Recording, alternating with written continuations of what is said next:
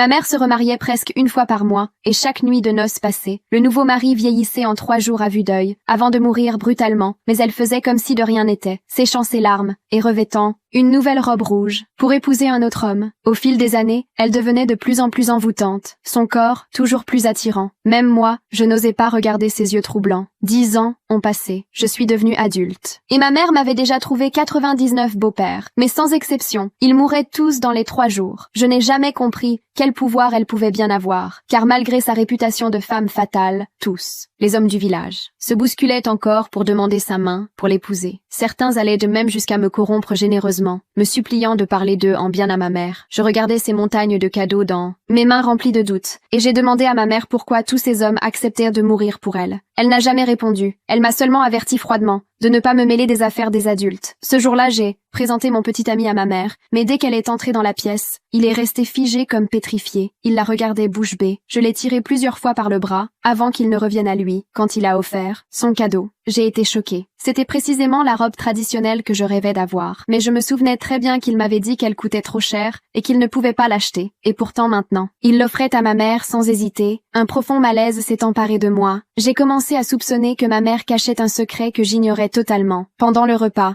les regards et les gestes entre eux deux me mettaient mal à l'aise. Ma mère touchait volontairement la main de mon petit ami. Elle a même renversé du vin rouge exprès, tachant son pantalon, et m'a demandé en riant d'aller chercher un pantalon propre. Quand je suis revenue, ils évitaient de soigneusement, et mon regard. À cet instant, j'ai ressenti un froid glaçant dans tout mon corps. Après cela, mon petit ami est devenu distant. Il m'évitait. Jusqu'au jour où ma mère m'a avoué soudainement que mon petit ami ne s'était approché de moi. Que pour elle, j'étais sous le choc. J'ai couru le confronter, et je lui ai demandé s'il avait été ensorcelé par ma mère. Il a souri, et m'a avoué la vérité, sans détour. Depuis le début, il voulait s'approcher de ma mère. Je suis restée figée comme foudroyée. Mon corps tremblait, et les larmes coulaient sans fin. Il a ajouté froidement que dans 3 jours, il allait épouser ma mère. Je suis restée plantée là, la poitrine déchirée de douleur. Et à cet instant, j'ai compris que ma mère ne se contentait pas d'aspirer la vie des hommes. Elle détruisait aussi toute ma confiance et mon amour. J'ai juré que quoi qu'il m'en coûte, je découvrirais le secret de ma mère et qu'elle paierait pour tout ce qu'elle avait fait.